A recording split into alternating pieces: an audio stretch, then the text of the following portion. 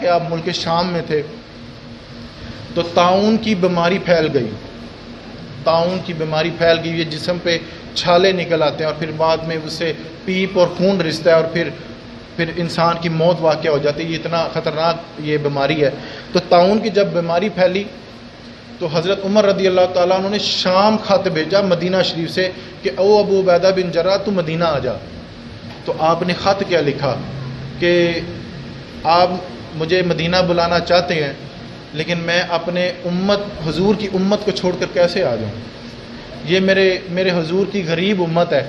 آج اگر میں یہاں سے اٹھ کے آ گیا تو لوگ کیا سوچیں گے کہ ان کو وہاں پر شفا ملتی تھی تو یہ ہمیں چھوڑ کر چلے گئے، میں کیسے چھوڑ کے آ جاؤں یار؟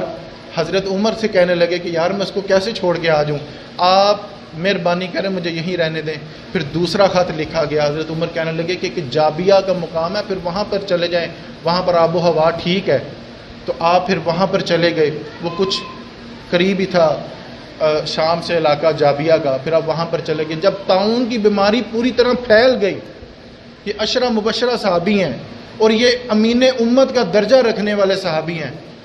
آپ مسجد اقصی تشریف لے کے آ رہے تھے جمعہ کی نماز میں، رستے میں آپ کو طاعون کا حملہ ہوا. کچھ دن آپ زندہ رہے، پھر آپ کا وصال ہو گیا. آپ طاعون کی بیماری سے آپ نے وصال پایا، اور وصال سے پہلے جب آپ کو بیماری لگی تو آپ نے منبر پر کھڑے ہو کے یہ کہا تھا لوگوں اس بیماری سے گھبرانا نہ. لیڈر وہی ہوتا ہے جو پہلے خود اس مصیبت کا سامنا کرے، چھپ کر گھر بیٹھے نہیں. آپ نے منبر سجایا نبی پاک کا، لوگوں سے خطاب کیا او لوگوں سن لو، یہ طاعون کی بیماری سے گھبرانا نہ. یہ تو وہ بیماری ہے، بڑے بڑے جلیل القدر صحابی اس بیماری کی وجہ سے اللہ سے ہمکنار ہوئے ہیں، اللہ سے ہمکنار. اور میں دعا کرتا ہوں کہ اللہ کی یہ رحمت میرے حصے میں بھی آئے. چند دن کے بعد آپ کا وصال ہو گیا. حضرت معاذ بن جبل آپ کے یار تھے، آپ کے لنگوٹیا یار تھے، بچپن ساتھ کھیلا. حضرت معاذ بن جبل نے آپ کا جنازہ پڑھایا. 58 سال آپ نے عمر پائی. حضرت ابو عبیدہ بن جراح نے اس جلیل القدر صحابی نے، امین امت ہیں، حضور سے بڑا پیار ہے، حضور نے بڑا پیار کیا، صحابہ کا بڑا اعتماد تھا ان پر. حضرت معاذ بن جبل نے ان کا جنازہ پڑھایا. اور جب جنازہ پڑھا رہے تھے نا، یہ بھی ایک شکوے کی بات ہے، آپ سن لیں کہ جب ہمارے جنازے ہوتے ہیں تو تقریر مولوی صاحب کرتے ہیں صرف اس وجہ سے کہ وہ ایک خالو رہ گئے ابھی رستے میں آ رہے ہیں، تھوڑی جی تقریر کر لو، فلانا ماما رہ گیا وہ آ رہے ہیں.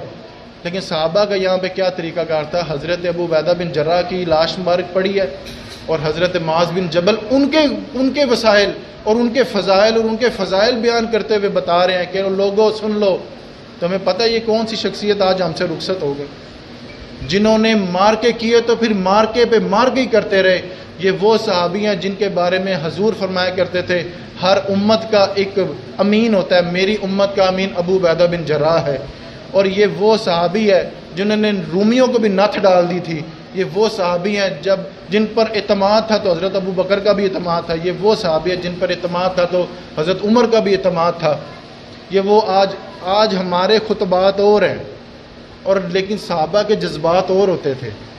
وہ خدا را حضور کی امت کی طرف آئیں، ان چکروں سے اب نکلیں. بڑے معاملات میں دیکھتا ہوں اب چونکہ ہمارا فیلڈ ہے، بڑا دل روتا ہے اندر سے کہ یار یہ شریعت میں تو یہ کام ہے ہی نہیں تھا. حضور نے تو کہا تھا کہ اگر میرا امتی فوت ہو جائے، وصال ہو جائے تو اس کو جلدی دفن کرو تاکہ وہ جلد از جلد اپنے اگلے مراحل میں جائے. اور ہم 3 دن 4 دن، ابھی تو مہینہ بھی خبریں سننے کا آتی ہیں، وہ سرد خانے میں جمع کروا دیتے ہیں. وہ کیا مطلب وہ تماشا بن جاتا ہے. ابھی وہ اب مردہ کیا اٹھ کے آپ سے کہے گا کہ مجھے جلدی سے جلدی اللہ کے حوالے کرو، تم نے مجھے سرد خانے حوالے کیا ہوا ہے. میں اپنے موضوع پہ آتا ہوں. حضرت ابو عبیدہ بن جراح کا جنازہ حضرت معاذ بن جبل رضی اللہ تعالیٰ عنہ نے پڑھایا. چند دن گزرے تو حضرت معاذ بن جبل کو بھی وہی طاعون کا مرض لگا، پھر آپ کا وصال بھی ہوا. حضرت ابو عبیدہ بن جراح رضی اللہ تعالیٰ عنہ ایک آخری بات رہ گئی اگر آپ اجازت دیتے ہیں. حضرت ابو عبیدہ بن جراح رضی اللہ تعالیٰ عنہ کو ایک مقام پر حضرت عمر رضی اللہ تعالیٰ عنہ نے گورنر منتخب کیا، اور اس سے پہلے حضرت خالد بن ولید وہاں پر گورنر تھے اور ایک جنگ لگی ہوئی تھی. حضرت عمر نے کہا کہ حضرت خالد بن ولید سپاہی کی حیثیت سے لڑیں گے جا کے. میں نے آج تک کسی گورنر کو نہیں دیکھا کہ فوجیوں کے ساتھ جا کے لڑائی کی ہو یا جنگ کے میدان میں گیا ہو. ہمارے گورنروں کا حال ہی ماشاءاللہ سے اللہ ماشاءاللہ ہو رہا ہے. لیکن یہ صحابہ تھے نا. حضرت خالد بن ولید کے لیے حکم یہ تھا کہ آپ نے اب جنگ کے لیے جانا ہے. آپ کی جگہ پہ حضرت ابو عبیدہ بن جراح اب گورنر کے جو منصب ہے وہاں پر فائز کی جائیں گے. حضرت خالد بن ولید کو محظول کیا گیا, وہ چلے گئے. جب حضرت ابو عبیدہ بن جراح وہاں پر پہنچے, وہ جو لیٹر آتا ہے نا, خط لکھا کہ وہ گورنری کا, وہ دکھایا نہیں کسی کو, چپ کر کے جیب میں ڈال لیا. وہ بھی ساتھ لڑنے کے لیے چلے گئے. وہ میدان کے آدمی تھے نا, شاہ سوار تھے, دسیا نہیں کسی نے کہ مینوں گورنری مل گئی ہے. وہ بھی سپاہی کی حیثیت سے لڑنے چلے گئے. لڑتے رہے کئی دن, وہ جنگ چلتی رہی. جب واپس آئے نا تو حضرت خالد بن ولید کو کسی نے خبر دی کہ گورنر صاحب ہی تھوڑے نال لڑ رہے سن, حضرت ابو عبیدہ بن جراح بھی آپ کے ساتھ لڑ رہے تھے.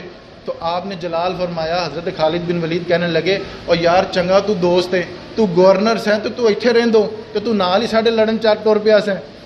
تو آپ کہنے لگے جدو برکیاں سانجیاں سن, اور جدو برکیاں سانجیاں سن تو ہن میں اتنے رہندا تو تسی لڑن جاندے. تو پھر وہ بھی ساتھ گئے تھے. پھر جب واپس آئے حضرت عمر فاروق نے جب وہ جنگ جیت لی, فتح ہو گئی, تو پھر حضرت خالد بن ولید کو دوبارہ سپہ سالار بنایا گیا.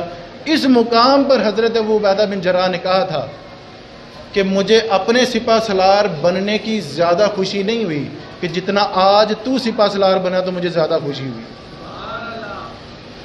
مجھے زیادہ خوشی اس بات کی ہوئی کہ میرا یار پھر دوبارہ گورنر بنا ہے, سپہ سالار کی حیثیت سے بنا ہے. یار وہ اللہ والے تھے. آج ہمیں بھی سوچنا چاہیے کہ ہمارے حکمرانوں کے بارے میں, یہ حکمرانوں کا قصور نہیں, یہ ہمارا ہی قصور ہے.